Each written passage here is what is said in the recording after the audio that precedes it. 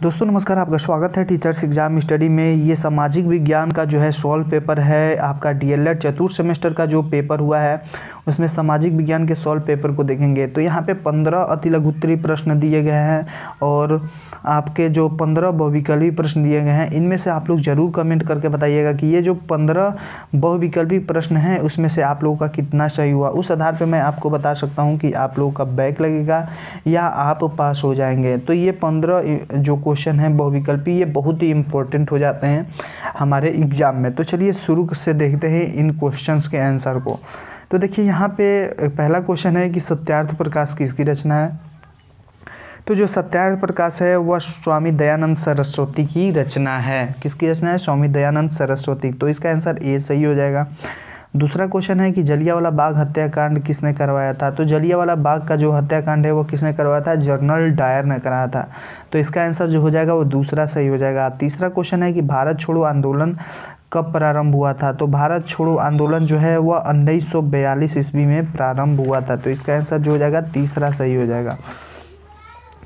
तीसरा सही हो जाएगा। चौथा नंबर क्वेश्चन हम लोग देखते हैं यहाँ पे कि उत्तर प्रदेश में उच्च न्यायालय कहाँ पे स्थित है। तो जो उत्तर प्रदेश में उच्च न्यायालय है वह इलाहाबाद उच्च न्यायालय है। तो इलाहाबाद में स्थित है। पांचवा नंबर क्वेश्चन है कि उत्तर प्रदेश का जो मैनचेस्टर है वह किसे कहा जाता है। तो उत्तर प्रदेश का मैनचेस्टर हम लोग कानपुर शहर को कहते हैं। 26 नंबर क्वेश्चन है कि अशोक चक्र में कितनी तीलियाँ होती हैं। तो जो अशोक चक्र होता है वह उसमें 24 तीलियाँ होती हैं। दोस्तों आप लोग वीडियो पर लाइक ज़रूर कर दीजिएगा और चैनल को सब्सक्राइब करिएगा अगर आप लोग डीएलएड से संबंधित जानकारी चाहते हैं। तो देखिए यहाँ पे नेक्स्ट क्वेश्चन आ जाता है कि प्रदूषण के प्रकार है। तो प्रदूषण के कितने प्रकार होते हैं। तो प्रदूषण मुख्यतः 3 प्रकार का होता है। ध्वनि प्रदूषण होता है, वायु प्रदूषण होता है, जल प्रदूषण। तो इसका जो आंसर सही हो जाएगा वो चौथा हो जाएगा, उपरोक्त सभी। यहाँ पे नेक्स्ट क्वेश्चन है 8वां नंबर कि हिंदुस्तान रिपब्लिक एसोसिएशन जो हुआ था उसका गठन किसने किया था। तो जो हिंदुस्तान रिपब्लिक एसोसिएशन है उसका गठन डॉक्टर चंद्रशेखर आज़ाद ने किया था। 1857 की क्रांति का नेतृत्व लखनऊ में किसने किया था। तो 1897 की जो क्रांति हुई थी 57 की उसका लखनऊ में नेतृत्व है वह बेगम हजरत महल ने किया था। 10 नंबर क्वेश्चन है कि मनरेगा जो होता है वह योजना किसके द्वारा लागू की गई थी या कौन से सन में। तो जो मनरेगा योजना थी वह 2005 ईस्वी में लागू किया गया था। यहाँ पे कर्मा लोक नृत्य की बात कर रहा है या कर्मा लोक नृत्य कहाँ का है। तो जो कर्मा लोक नृत्य है वह सोनभद्र का है। 12 नंबर क्वेश्चन है कि सर्वाधिक जनसंख्या वाला घनत्व कौन सा है वाला राज्य कौन सा है। तो सर्वाधिक जनसंख्या घनत्व वाला राज्य जो है वह बिहार है। 13 नंबर क्वेश्चन है कि हमारे राष्ट्रीय ध्वज की जो लंबाई और चौड़ाई का अनुपात होता है वह क्या होता है। तो हमारे जो राष्ट्रीय ध्वज होता है उसकी लंबाई होती है 3 फीट और 2 फीट। कितना होता है यह जो उसकी लंबाई होती है वह 3 फीट होती है, जो चौड़ाई होती है कितने होता है 2 फीट होता है। तो 3 संबंध 2, इसका आंसर जो हो जाएगा पहला सही हो जाएगा। 14 नंबर क्वेश्चन है कि निम्नलिखित में से इसमें से कौन सी जो है नगदी फसल नहीं है। तो जो गेहूं होता है वह गेहूं नगदी फसल नहीं होता है, लेकिन चाय, कपास और गन्ना ये क्या होता है नगदी फसलें होती हैं। तो इसका आंसर जो हो जाएगा वह तीसरा सही हो जाएगा।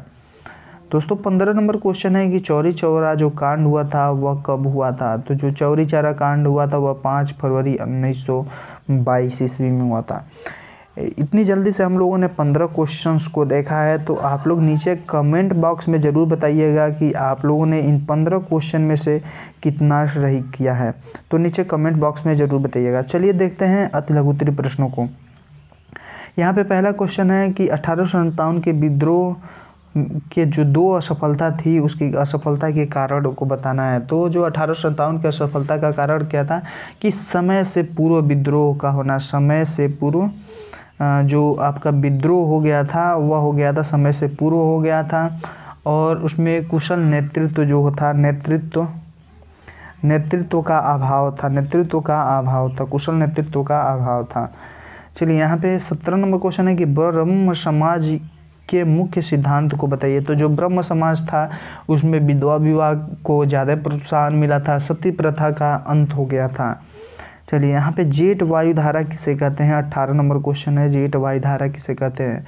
तो जो वायुमंडल में बहने वाली तेज हवाएं होती हैं जो क्या पश्चिम से पूर्व की ओर, पश्चिम से पूर्व की ओर जो चलती हैं उसे ही हम लोग क्या कहते हैं, जेट वायुधारा कहते हैं। यहाँ पे 20 नंबर क्वेश्चन है, रोलाक्ट एक्ट कब लागू हुआ था। तो जो रोलैट एक्ट है वह कब लागू हुआ था। रोलैट एक्ट जो हुआ था वह 19 मार्च 1919 को लागू हुआ था, 1919 को लागू हुआ था। देखिए यहाँ पे एक क्वेश्चन छूट गया है और इसमें 19 नंबर क्वेश्चन है कि उत्तर प्रदेश के प्रमुख जनजातियाँ कौन सी हैं। तो थारू जनजाति जो है उत्तर प्रदेश की मुख्य जनजाति है, चेरो जनजाति उत्तर प्रदेश की मुख्य जनजाति है, पनिका जनजाति जो है वह उत्तर प्रदेश की मुख्य जनजाति है। 22 नंबर क्वेश्चन है, पूना समझौता, जो पूना पैक्ट हुआ था उस पर प्रकाश डालना है। तो देखिए यहाँ पे 21 नंबर क्वेश्चन है कि पूना पैक्ट पर प्रकाश डालिए।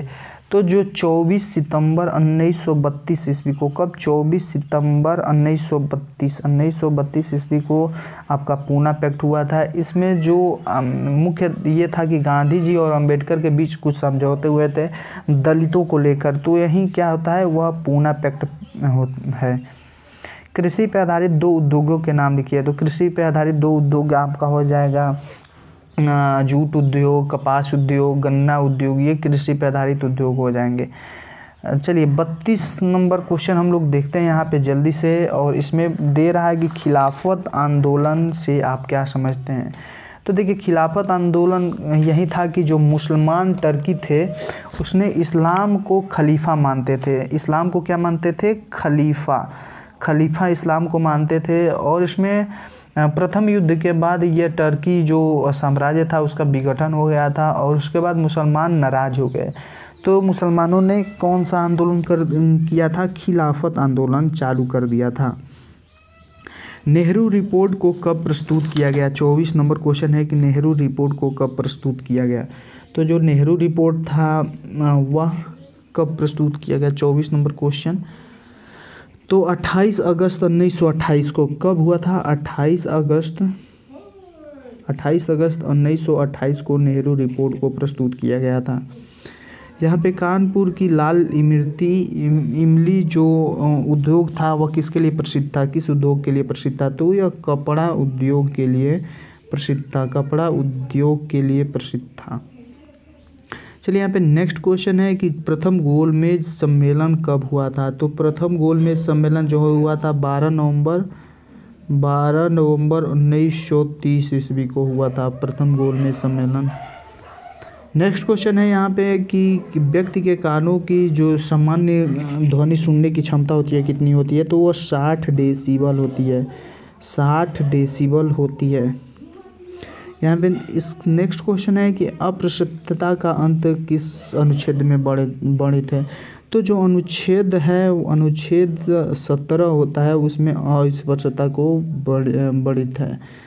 अंतर्राष्ट्रीय न्यायालय की स्थापना कब हुई थी। तो जो अंतर्राष्ट्रीय न्यायालय हमारा है वह कहाँ पे है, हेग में है, और इसकी जो स्थापना हुई थी 26 जून कब हुआ था, 1945 ईस्वी में हुआ था। चलिए यहाँ पे कांग्रेस के प्रथम अधिवेशन की अध्यक्षता किसने की थी। तो सीताराम मैया, डॉक्टर सीताराम मैया जो है उन्होंने कांग्रेस के प्रथम अधिवेशन की अध्यक्षता किए थे। तो दोस्तों इन 30 क्वेश्चन में से आप लोग ज़रूर बताइएगा कि ये जो 30 क्वेश्चन थे इसमें से आपका कितना सही हुआ है। तो फिर हम आपको बताएंगे कि आपका बैग लगेगा, आप पास हो जाएंगे या आपका कितना नंबर आ सकता है। तो मिलता है नेक्स्ट वीडियो में, आप लोग इजाज़त दीजिए, नमस्कार।